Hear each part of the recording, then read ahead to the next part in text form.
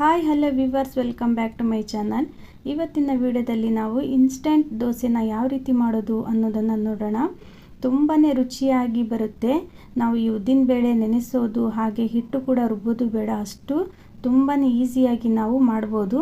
ಹಾಗೆ ನಮ್ಮ ಹತ್ರ ಈ ಅನ್ನ ಉಳಿದಿರುತ್ತಲ್ವ, ಈ ಅನ್ನನ ಯೂಸ್ ಮಾಡಿ ಕೂಡ ಇದನ್ನು ಯಾವ ರೀತಿ ಮಾಡೋದು ಅನ್ನೋದನ್ನು ನೋಡೋಣ. ತುಂಬಾ ರುಚಿಯಾಗಿ ಬರುತ್ತೆ. ಈ ರೀತಿ ಒಮ್ಮೆ ಮಾಡಿ ನೋಡಿ. ನೀವು ಈ ಉದ್ದಿನ ಬೇಳೆ ನೆನೆ ಹಾಕಿ ಮಾಡೋ ಪ್ರೊಸೀಜರೇ ಹೋಗುತ್ತೆ. ಬನ್ನಿ ಯಾವ ರೀತಿ ಮಾಡೋದು ಅನ್ನೋದನ್ನು ನೋಡೋಣ. ನಾನಿಲ್ಲಿ ನನ್ನ ಹತ್ರ ಇಷ್ಟು ಅನ್ನ ಇದೆ. ನೀವು ಬೇಕಾದರೆ ಈ ನೈಟ್ ಉಳಿದಿರುತ್ತಲ್ವ ಆ ಅನ್ನನಾದರೂ ಯೂಸ್ ಮಾಡಿ, ಅಥವಾ ಈ ಬೆಳಗ್ಗೆ ಮಧ್ಯಾಹ್ನ ಮಾಡಿರ್ತೇವಲ್ವ ಆ ರೈಸ್ ಕೂಡ ಉಳಿದಿದ್ರೆ ಈ ರೀತಿ ಟ್ರೈ ಮಾಡಿ ದೋಸೆನ.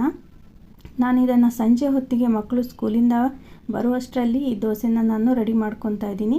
ನೀವು ಬೇಕಾದರೆ ಬ್ರೇಕ್ಫಾಸ್ಟ್ಗೂ ಕೂಡ ಮಾಡ್ಬೋದು. ಫಸ್ಟ್ ನಾವಿದು ಈ ಅನ್ನ ಎಷ್ಟಿದೆ ಅಂತ ನಮಗೆ ಅಳತೆ, ಫಸ್ಟ್ ನಮಗೆ ಮೇನಾಗಿ ಅಳತೆ ಬೇಕು. ಹಾಗಾಗಿ ನಾನು ಈ ಕಪ್ಪಿಂದ ನಾನು ಈ ಅನ್ನನ ಎಷ್ಟಿದೆ ಅಂತ ನಾನು ನೋಡ್ಕೊತಾ ಇದ್ದೀನಿ.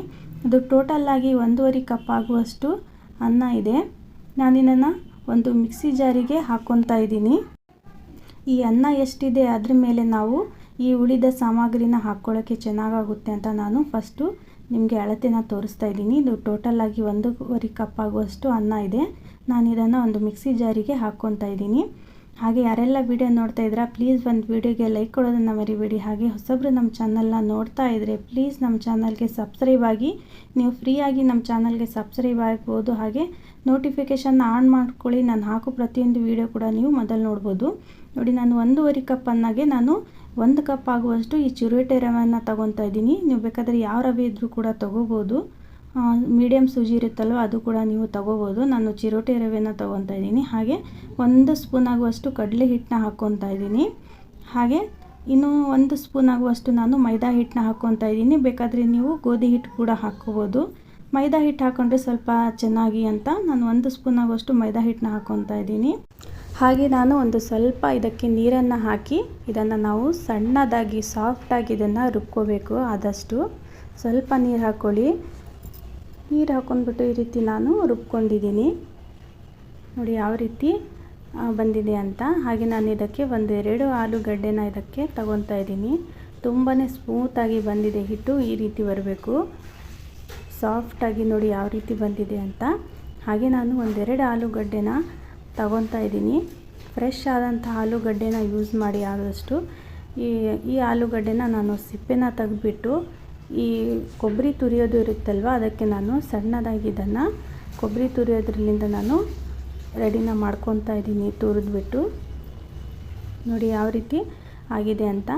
ಇದರಲ್ಲಿರೋ ನೀರು ಯಾವುದೇ ಕಾರಣಕ್ಕೂ ತೆಗಿಯೋಕ್ಕೆ ಹೋಗಬೇಡಿ. ನೋಡಿ ಈ ರೀತಿ ಫ್ರೆಶ್ ಆಲೂಗಡ್ಡೆನ ಯೂಸ್ ಮಾಡಿದರೆ ತುಂಬಾ ಚೆನ್ನಾಗಿ.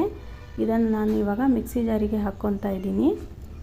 ತುಂಬಾ ರುಚಿಯಾಗಿ ಬರುತ್ತೆ ದೋಸೆ ಅಂತೂ, ಸಾಫ್ಟಾಗಿ ತುಂಬಾ ರುಚಿಯಾಗಿ ಬರುತ್ತೆ. ಇನ್ಸ್ಟೆಂಟ್ ಕೂಡ ನಾವು ಮಾಡಬಹುದು, ಬೇಗನೆ ಕೂಡ ಆಗುತ್ತೆ.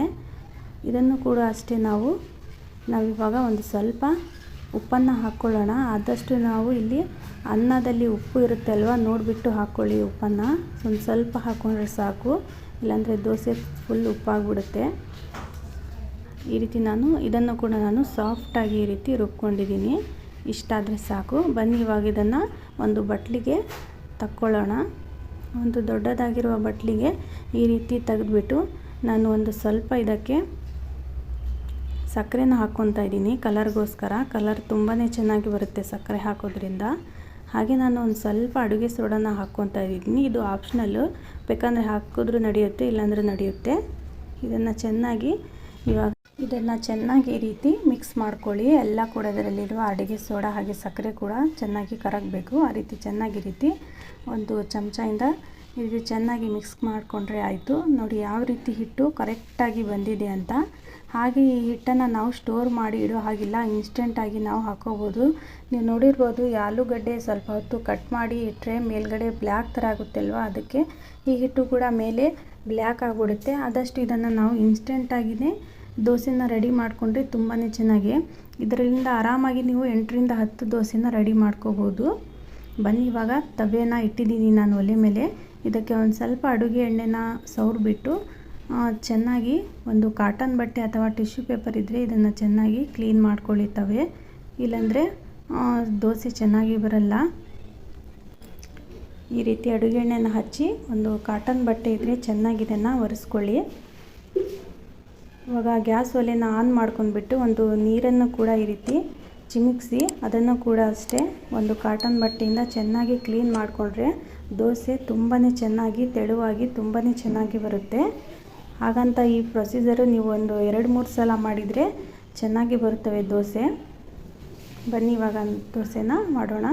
ಈ ರೀತಿ ದೋಸೆ ಹಾಕುವಾಗ ಸೌಟನ್ನು ಮೇಲೆ ಎತ್ತೋಕ್ಕೆ ಹೋಗಬೇಡಿ, ಹಿಂದೆನೇ ಈ ರೀತಿ ತಿರುಗಿಸ್ತಾ ದೋಸೆ ರೆಡಿ ಮಾಡಿದರೆ ಆಯಿತು. ಹಾಗೆ ಮೇಲೆ ಒಂದು ಸ್ವಲ್ಪ ಅಡುಗೆ ಎಣ್ಣೆ ಅಥವಾ ತುಪ್ಪನಾದರೂ ಹಾಕಿದರೆ ಇನ್ನೂ ಚೆನ್ನಾಗಿ. ನೋಡಿ ಯಾವ ರೀತಿ ಕಲರ್ ಬಂದಿದೆ ಅಂತ. ತುಂಬಾ ಇನ್ಸ್ಟೆಂಟಾಗಿ ತುಂಬಾ ರುಚಿಯಾದಂತಹ ನಾವು ದೋಸೆ ಮಾಡ್ಕೋಬೋದು. ಈ ರೀತಿ ಒಮ್ಮೆ ದೋಸೆ ಮಾಡಿ ನೋಡಿ. ನೀವು ಈ ಉದ್ದಿನಬೇಳೆ ಹಾಗೆ ಅಕ್ಕಿ ರುಬ್ಬೋದು ಕೂಡ ತಪ್ಪುತ್ತೆ, ಅಷ್ಟು ಚೆನ್ನಾಗಿ ಬರುತ್ತೆ ದೋಸೆ. ಹಾಗೆ ನಮ್ಮ ವಿಡಿಯೋ ನಿಮ್ಗೆ ಇಷ್ಟ ಆಗಿದೆ ಅಂದ್ಕೊಂಡು ನಾನು ಮತ್ತೆ ಮುಂದೆ ಹೊಸ ವಿಡಿಯೋದೊಂದಿಗೆ ಭೇಟಿ ಆಗ್ತೇನೆ. ವಿಡಿಯೋ ನೋಡಿದ್ದಕ್ಕಾಗಿ ಎಲ್ಲರಿಗೂ ಧನ್ಯವಾದಗಳು ಫ್ರೆಂಡ್ಸ್. Thanks for watching.